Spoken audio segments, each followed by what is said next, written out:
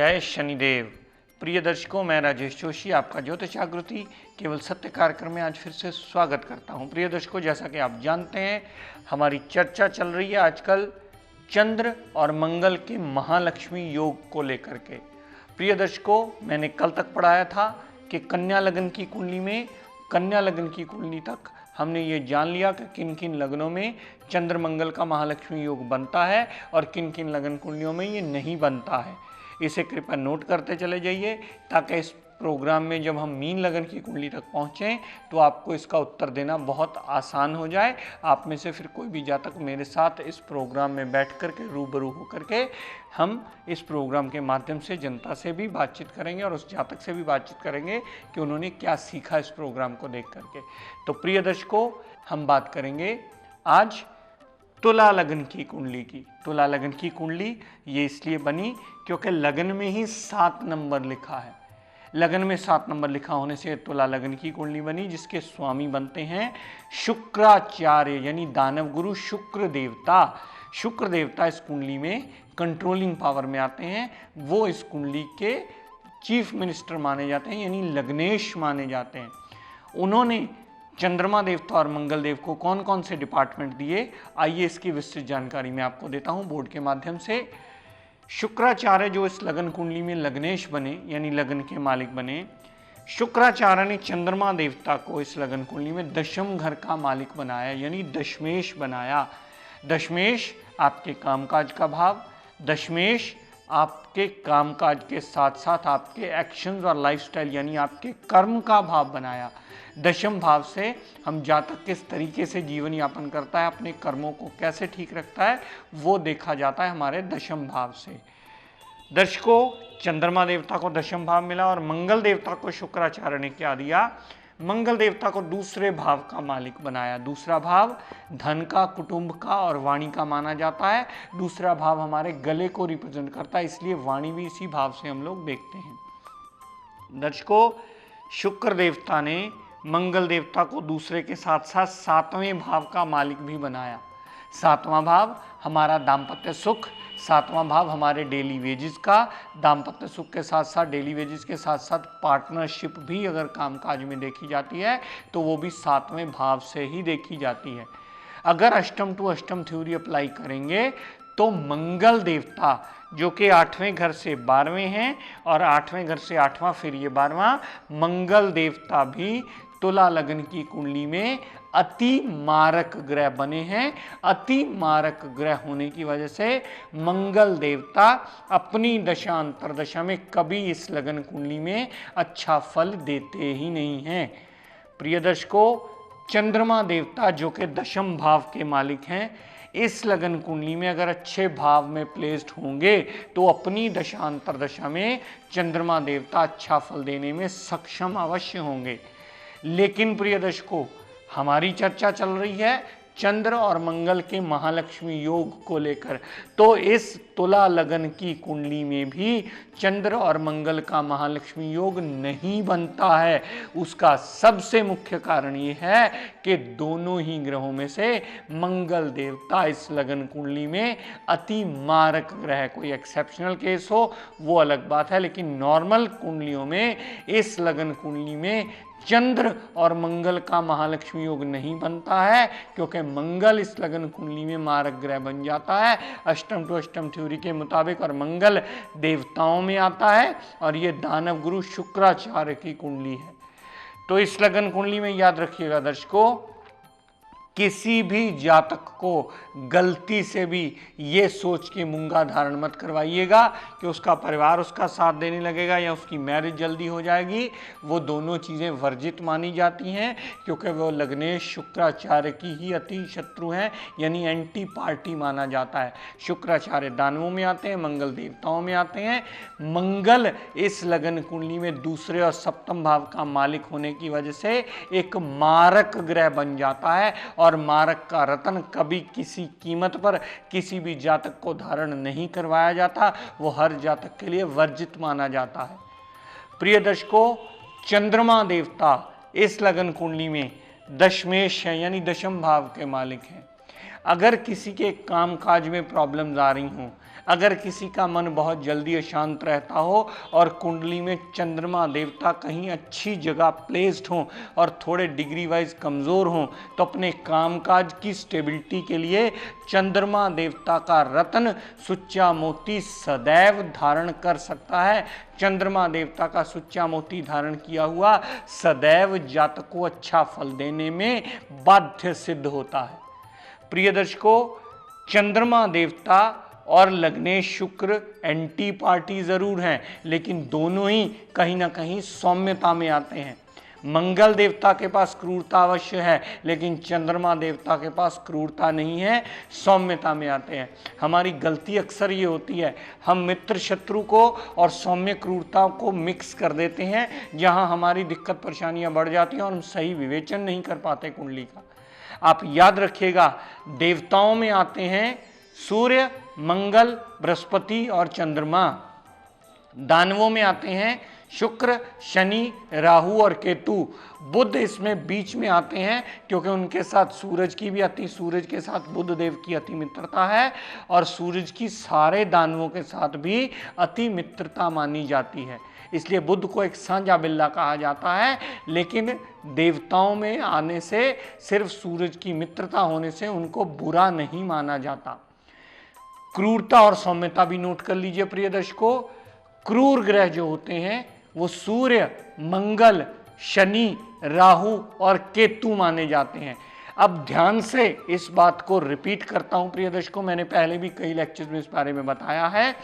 सूर्य और मंगल क्रूर अवश्य हैं, लेकिन वो पापित्व में नहीं आते, वो देवताओं में आते हैं। सूरज देवता ब्रह्मदेव के साक्षात स्वरूप माने जाते हैं, मंगल देवता बजरंगबली के स्वरूप माने जाते हैं। तो मंगल और सूर्य पापित्व में नहीं आते, लेकिन हाँ, उनमें क्रूरता बहुत है। क्रूरता उस महर्षि की तरह जो तपस्वी तो बहुत बड़ा है, लेकिन अगर जरा सी बात पे नाराज हो जाए तो आपको श्राप देने में 1 मिनट लगाता है। इसी वजह से सूर्य और मंगल में भी कहीं ना कहीं सेपरेटिव टेंडेंसी मानी जाती है, लेकिन इसको पापित्व में जब हम गिनना शुरू करते हैं, वहाँ हमारी कैलकुलेशन की सबसे बड़ी भूल होती है। तो सौम्य ग्रहों में कौन से 4 ग्रह आते हैं प्रिय दर्शकों, नोट कर लीजिए, आज वो भी बता देता हूँ आपको। शुक्राचार्य दानव गुरु सौम्यता में आते हैं। बृहस्पति देवता जो देव गुरु हैं वो भी सौम्य ग्रहों में आते हैं। चंद्रमा देवता भी सौम्य ग्रहों में आते हैं और बुध देव भी सौम्य ग्रहों में आते हैं। यानी शुक्र, बृहस्पति, चंद्रमा और बुध, ये 4 ग्रह सौम्यता में आते हैं, जो कि बिटर एनिमिटी तो चाहे निभा दें, लेकिन अपनी जिंदगी में क्रूरता कभी नहीं दिखाते, क्योंकि इनमें तत्व ही क्रूरता वाला नहीं है।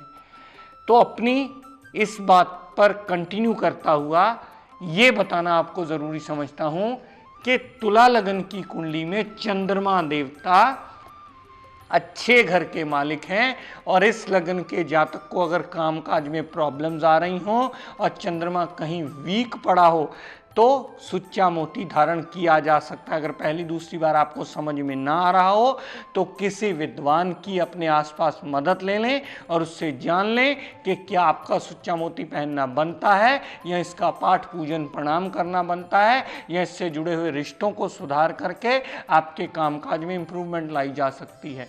तो प्रिय दर्शकों, तुला लगन की कुंडली में भी चंद्र मंगल का महालक्ष्मी योग नहीं बनता है, क्योंकि मंगल देवता इस लगन कुंडली में अति मारक ग्रह हैं और अपना मार्कित्व ही दिखाते मिलते हैं हर जगह। उनका रिजल्ट टोटली नेगेटिव होता है मंगल की दशा अंतरदशा में। इसके रिजल्ट्स को संभालने के लिए आप समझ लीजिए कि आपको इसका पाठ पूजन करना अति आवश्यक है, मंगलवार को मंदिर जाना अति आवश्यक है, जिसके लिए आप मंगल से भी पॉजिटिव रिजल्ट करने की सुखना मांग करके अपना जीवन यापन आसान अवश्य कर सकते हो। तो प्रिय दर्शकों, जैसा कि आप जानते हैं, आज 19 तारीख जो चौथा नवरात्रा चल रहा है, नवरात्रे बहुत ज़्यादा शुभ माने जाते हैं। ये पाठ पूजन के दिन माने जाते हैं, माता के दिन माने जाते हैं। अगर इन दिनों में पाठ पूजन किया जाए, इन दिनों में घर की बुजुर्ग स्त्रियों की विशेष ख्याल रखा जाए, उनसे सुबह शाम आशीर्वाद लिया जाए। वैसे तो ये हमेशा ही बनता है, लेकिन हम हमेशा वो चीज़ नहीं कर पाते, क्योंकि आजकल चलन समाज का कुछ ऐसा हो गया है। सारा साल चाहे फादर की इज्जत करें ना करें, लेकिन फादर्स डे वाले दिन उन्हें गिफ्ट ज़रूर देना पसंद हम बहुत शौक से करते हैं। मदर्स सारा साल हम चाहे उनसे लड़ते मनमुटाव बनाते रहें, लेकिन मदर्स डे वाले दिन उनकी रिस्पेक्ट रिगार्ड ज़रूर करते हैं। लेकिन ये एक गलत तरीका है। मदर फादर की रिस्पेक्ट हमेशा करनी चाहिए, वो हमेशा ही आपके लिए पूजनीय माने जाते हैं, जिनकी वजह से आपका जन्म हुआ है।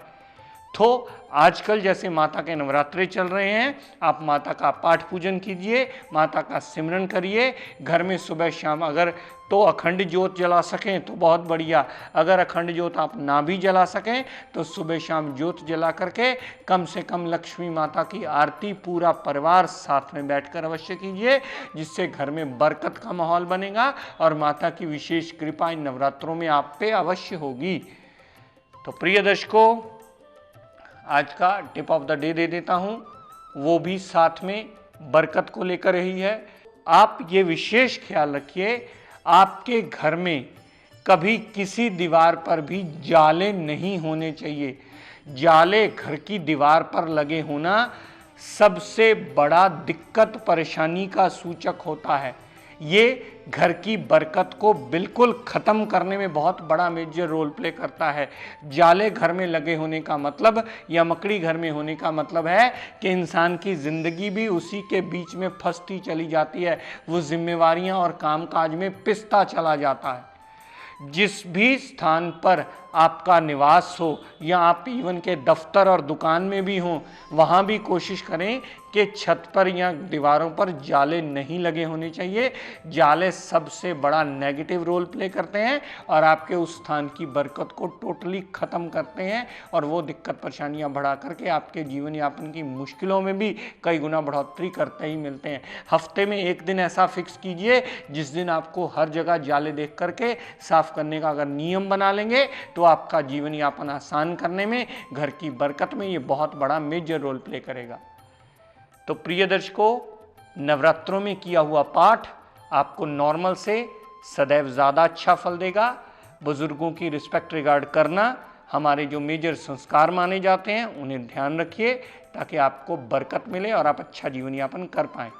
तो प्रिय दर्शकों, आज अपनी वाणी को यहीं विराम देता हुआ हम सब के लिए मंगल कामना करता हुआ शनिदेव से ये प्रार्थना करता हूँ कि हे शनिदेव, हम सब पर अपनी कृपा दृष्टि दया दृष्टि सदैव बनाए रखें। जय शनिदेव।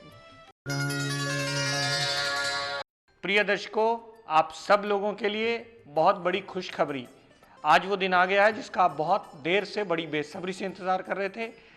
हमारे इंस्टीट्यूशन ने एडमिशन्स ओपन कर दी हैं। आप में से जो भी जातक इस विद्या को सही दिशा में सीखने के इच्छुक हों, वो हमारे इंस्टीट्यूशन से फॉर्म कलेक्ट कर लें और भर के हमें दे दें। ये इसका टाइमिंग शाम को 5 से 8 बजे के बीच रहेगा। आप 5 से 8 बजे के बीच आकर के अपना फॉर्म कलेक्ट कर सकते हैं और इस समाज का और अपने खुद का कल्याण करने में ये विद्या आपको सहायक सिद्ध हो। इससे अधिक जानकारी के लिए आप हमारे इंस्टीट्यूशन में फ़ोन करके विस्तृत रूप से इसकी कोई भी क्वेरी हो आपकी, वो पूछ सकते हैं ताकि आप सही मायने में इस दिशा से लाभ उठा सकें।